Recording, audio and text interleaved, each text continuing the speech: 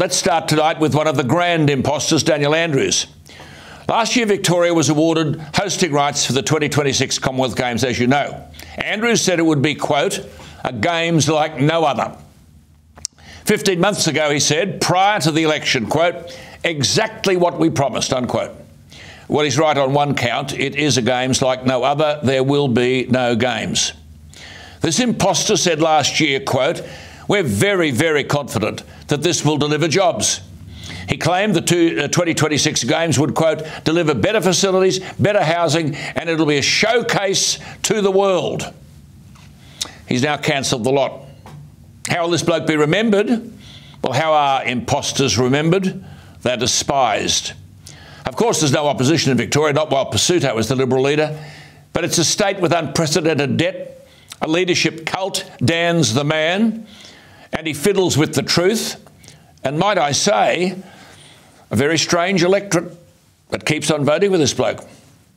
Now he's saying that Victoria had only agreed to help out as host after Games authorities, quote, needed someone to step in.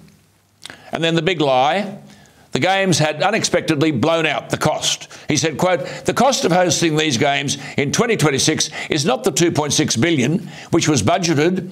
It is, in fact, at least $6 billion and could be as high as $7 billion. Well, if there was any accountability in Victoria, this bloke would be gone today. The budget figure of $2.6 billion was always fantasy.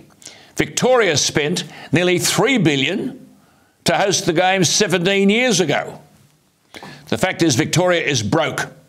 And Andrews yesterday was pretending to exercise fiscal discipline. He says he'll still deliver the so-called legacy benefits for regional Victoria. The bloke is a fraud. You cannot now believe anything Andrews says. This is humiliating for everybody, but it's clear that Andrews can't be humiliated. The truth is Victoria can't afford to keep its promises. Why doesn't Andrews tell the world that the state is broke? A debt of $150 billion, heading for $200 billion. This cancelling of the Games is a straightforward announcement of financial incompetence. The Premier admitting that $2.6 billion has suddenly gone to $7 billion under Chairman Dan, which is an outright lie. But he still has hundreds of billions of dollars to convert Victoria to renewable energy. Another hoax. Few people today, though, are surprised.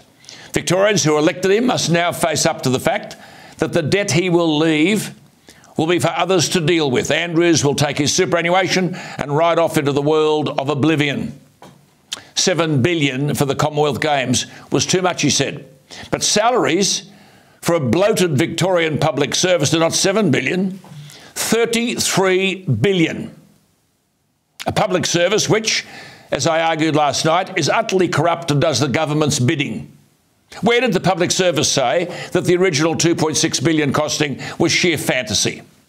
Why isn't the Victorian opposition screaming for an audit of this whole budgetary process? How could the estimates have blown out by something like 250%?